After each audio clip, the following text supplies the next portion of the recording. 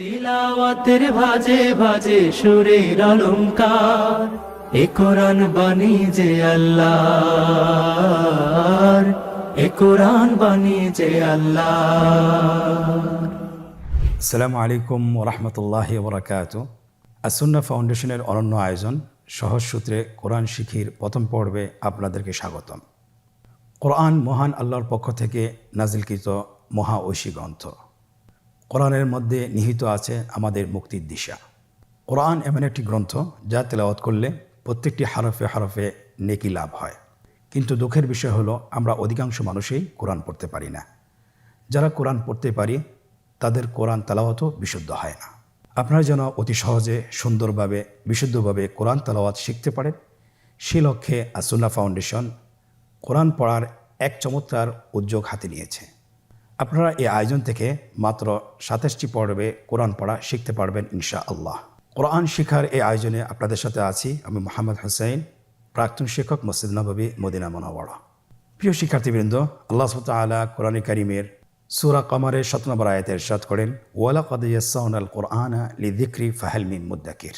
আমি কোরআনকে সহজ করে দিয়েছি উপদেশ গ্রহণ করার জন্য, অতএব তোমাদের মধ্যে কি উপদেশ গ্রহণকারী কেউ আছে?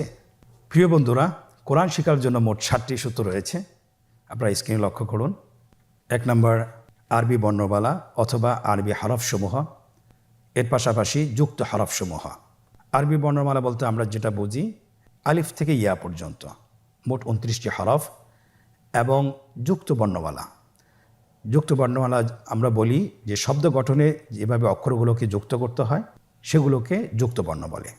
কোরআন শিখার দ্বিতীয় সূত্র হরকতের ব্যবহার। হরকত বলতে আমরা কি বুঝি? এক জবর, এক জের, এক পেশকে হরকত বলে। তৃতীয় নম্বর সূত্র, স্ক্রিনে লক্ষ্য করুন, তানবিনের ব্যবহার। তানবিন কাকে বলে? 2 জবর, 2 জের, 2 পেশ। 4 নম্বর সূত্র জজমের ব্যবহার। আপনারা স্ক্রিনে দেখতে পাচ্ছেন, এটাকে জজম বলে। এই জজম এককভাবে উচ্চারিত হয় না, এই জজমটি উচ্চারণ করতে হলে পূর্বের হরকতের সহযোগিতা লাগে। 5 নম্বর সূত্র তাশদীদের ব্যবহার। আমরা যদি তাশদীদের ব্যবহার শিখতে পারি তাহলে আমরা যুক্ত বর্ণ কিভাবে উচ্চারণ করতে হয়, তাশদীদওয়ালা হরফ কিভাবে উচ্চারণ করতে হয় সেটা আমরা শিখতে পারবো। স্ক্রিনে দেখতে পাচ্ছেন, তাশদীদ বলতে আমরা কি বোঝাচ্ছি? এই চিহ্নটাকে তাশদীদ বলে। এই চিহ্নটা যদি আমরা শিখতে পারি তাহলে আমরা তাশদীদের ব্যবহার শিখে ফেলবো ইনশাআল্লাহ। কোরআন শিখার 6 নম্বর সূত্র মাদের হরফকে জানা এবং এর প্রয়োগ কিভাবে করতে হয় সেটা শেখা। আমরা জানি যে মাদের হরফ 3টি, আলিফ, ওয়াও, ইয়া। জবরের বাম পাশে খালি আলিফ, জেরের বাম পাশে জজমালা ইয়া, পেশের বাম পাশে জজমালা ওয়াও হলে এক আলিফ টেনে পড়তে হয়। এটাও আমরা ইনশাআল্লাহ শিখব। কোরআন শিখার সর্বশেষ সূত্র, সেটাকে আমরা বলি মাদ্দে লিন। লিনের ব্যবহার আমরা যদি শিখতে পারি তাহলে আমরা কোরআন পড়া শেখাটা আমাদের জন্য সহজ হবে ইনশাআল্লাহ। আপনারা স্ক্রিনে দেখতে পাচ্ছেন, লিনের হরফ 2টি, ওয়াও এবং ইয়া। ওয়াও জজম তার আগে যদি জবর থাকে এবং ইয়া জজম তার আগে যদি জবর থাকে তাহলে এটাকে লিনের হরফ বলে। আলহামদুলিল্লাহ, আমরা কোরআন পড়া শেখার 7টি সূত্র আমরা দেখলাম এবং জানলাম।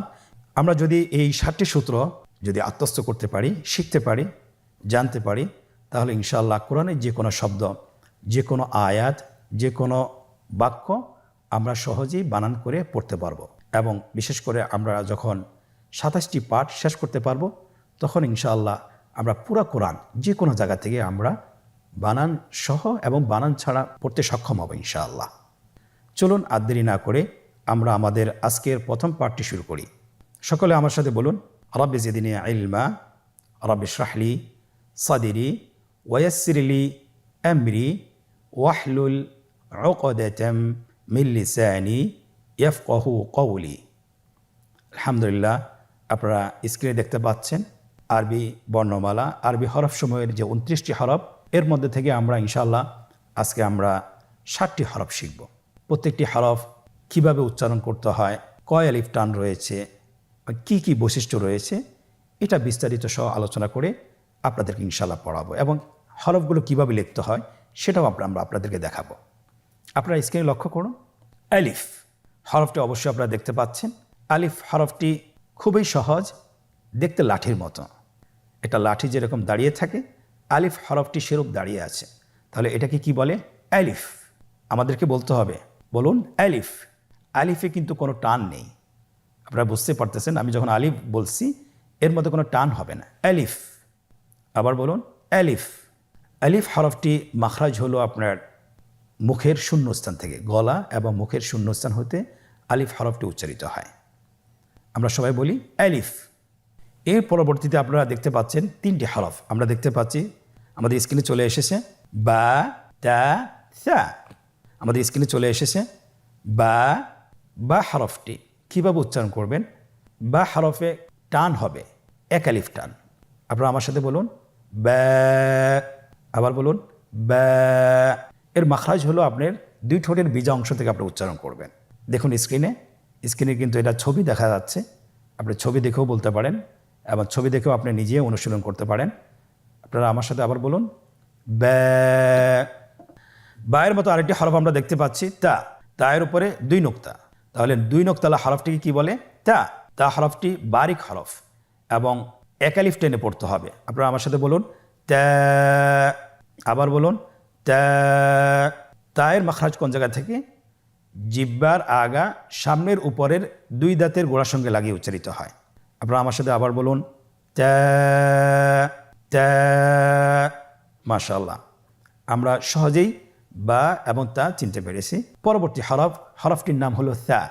আগের 2টি হরফ, বায়ের নোক্তা ছিল নিচে এবং তায়ের নোক্তা ছিল উপরে, সেখানে ছিল 2টি নোক্তা, আর সারও 3টি নোক্তা রয়েছে, সেটা হলো তার উপরে। তাহলে 3 নোক্তাওয়ালা হরফটিকে কি বলে? সা। আবার বলুন সা। সা হরফটি বারিক মানে পাতলা করে উচ্চারণ করতে হবে। তাহলে আমরা এখন সায়ের মাখরাজ লক্ষ্য করি। সায়ের মাখরাজ কোন জায়গা থেকে? স্ক্রিনে দেখা যাচ্ছে। সা হরফটির মাখরাজ হলো উচ্চারণের স্থান জিহ্বার আগা সামনের উপরের 2 দাঁতের আগার সঙ্গে লাগিয়ে উচ্চারিত হয়। আমরা আমার সাথে আবার উচ্চারণ করুন সা। সা। আবার বলুন সা। মাশাআল্লাহ, তাহলে আমরা 4টি হরফ শেষ করে ফেললাম, সম্পন্ন করলাম। প্রথম হরফটি ছিল আলিফ এবং দ্বিতীয় 3টি হরফ দেখতে একই রকম। এই 3টি হরফ হলো বা, তা, সা। বা, তা, সা। আলহামদুলিল্লাহ, অল্প সময় আমরা 4টি হরফ চিনতে পারলাম এবং শিখে ফেললাম। পরবর্তী আরও 3টি হরফ আপনারা স্ক্রিনে দেখতে পাচ্ছেন, স্ক্রিনে চলে এসেছে। প্রথম হরফটি হলো জিম, পরের হরফটি হা, পরের হরফটি খ। আপনারা আমার সাথে বলুন জিম, হা, খ। জিম হরফটি বারিক হরফ, এটা উচ্চারণ করতে হবে 3 আলিফ টেনে। দেখুন আমি কিভাবে উচ্চারণ করছি, আপনারা আমার সাথে করুন জিম। মাশাআল্লাহ, আবার বলুন জিম। আপনারা চেষ্টা করুন, হয়ে যাবে। এর মাখরাজ হলো জিহ্বার মধ্যখান, তার বরাবর উপরের তালুর সঙ্গে লাগিয়ে উচ্চারিত হয়। আপনারা পিকচারে ছবিতে দেখতে পাচ্ছেন যে জিহ্বার মধ্যখান তার বরাবর উপরে তালুর সঙ্গে লাগিয়ে উচ্চারণ করতে হয়। আপনারা জিহ্বার মধ্যখানটা লক্ষ্য করুন এবং তার বরাবর উপরে তালুর সঙ্গে লাগান, এরপর হরফটি উচ্চারণ করুন, দেখবেন হরফটি শুদ্ধভাবে উচ্চারিত হবে। আপনারা আমার সাথে বলুন জিম। আবার বলুন, দেখেন ঠোঁটের অবস্থান কীরূপ হবে, আপনারা একটু লক্ষ্য করুন জিম। আবার বলুন জিম। আলহামদুলিল্লাহ, তাহলে আমরা জিম হরফটি চিনতে পেরেছি এবং আমরা এর মাখরাজ জেনেছি। পরবর্তী হরফ আমরা যেটা শিখব সেটা হলো হা। হায়ের মধ্যে কোনো নোক্তা আমরা দেখতে পাচ্ছি না। হা হরফটি কীভাবে উচ্চারিত হবে?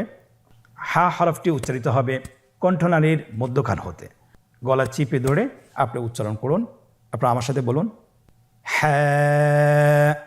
আবার বলুন হ্যাঁ। মাশাআল্লাহ।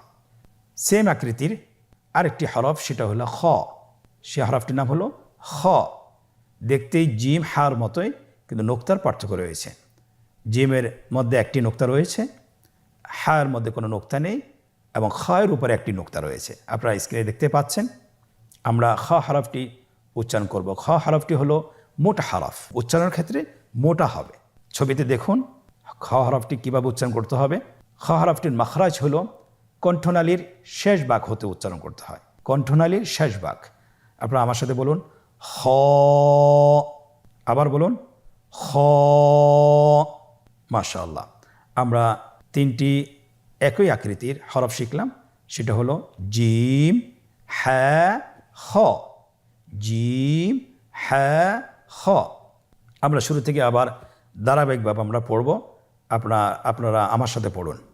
বলুন শুরু থেকেই, আলিফ, বা, তা, সা, জিম, হ্যাঁ, খ। আলহামদুলিল্লাহ, তাহলে আমরা ধারাবাহিকভাবে পড়লাম। আমরা এখন পিছন থেকে পড়ে আসব। আপনারা আমার সাথে বলুন খ, হ্যাঁ, জিম, সা, তা, বা, আলিফ। আমরা এই হরফগুলো এখন গ্রুপ আকারে পড়ব।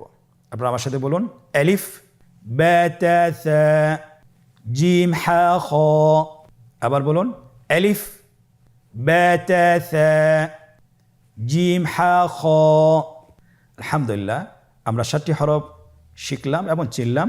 এখন আমরা দেখব এই 7টি হরফ কীভাবে লিখতে হয়। আপনারা স্ক্রিনে লক্ষ্য করুন, স্ক্রিনে দেখানো হচ্ছে কিভাবে হরফগুলো লিখতে হয়।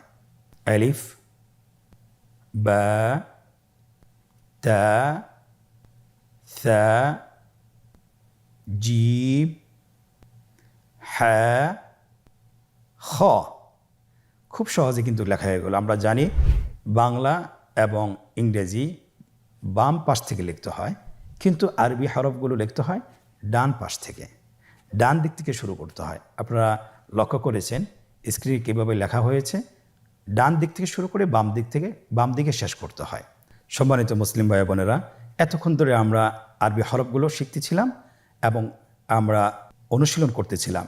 এখন আমরা নিজেদেরকে মূল্যায়ন করব যে কতটুকু আমরা শিখতে পেরেছি, কতটুকু আমরা বুঝতে পেরেছি, বা হরফগুলো কতটুকু আমরা চিনতে পেরেছি, সেটা আমরা নিজেদেরকে যাচাই বাছাই করব অনুশীলনের মাধ্যমে। আমরা এখন একটি চমৎকার অনুশীলনের মধ্যে প্রবেশ করছি। আপনারা স্ক্রিনে দেখতে পাচ্ছেন আমাদের সামনে একটি অনুশীলনের পেজ চলে আসছে। এখানে আমরা নিজেরা অনুশীলন করব এবং আমরা হরফগুলোকে ভালোভাবে আত্মস্থ করব।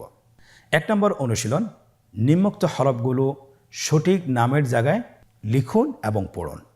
নিম্নোক্ত হরফগুলো সঠিক নামের জায়গায় লিখুন এবং পড়ুন। আমরা দেখতে পাচ্ছি এখানে 3টি রো দেওয়া আছে। প্রথম রোতে হরফগুলো দেওয়া আছে, দ্বিতীয় রোটি খালি রাখা হয়েছে এবং তৃতীয় রোটি এখানে হরফগুলোর নাম দেওয়া আছে। এখন আমাদেরকে যেটা করতে হবে, হরফগুলো সঠিক নামের জায়গায় বসাতে হবে। দেখুন কিভাবে হরফগুলো সঠিক নামের জায়গায় বসানো হচ্ছে। প্রথম হরফটি হা, দেখুন তার সঠিক নামের জায়গায় বসানো হয়েছে। দ্বিতীয় হরফটি তা, তার সঠিক নামের জায়গায় বসানো হয়েছে। তৃতীয় হরফটি খ, তার সঠিক নামের জায়গায় বসানো হয়েছে। এভাবে সবগুলো হরফ তার সঠিক নামের জায়গায় বসিয়ে দেওয়া হচ্ছে। দ্বিতীয় অনুশীলন, রেখা টেনে হরফের সাথে নামের মিল করুন।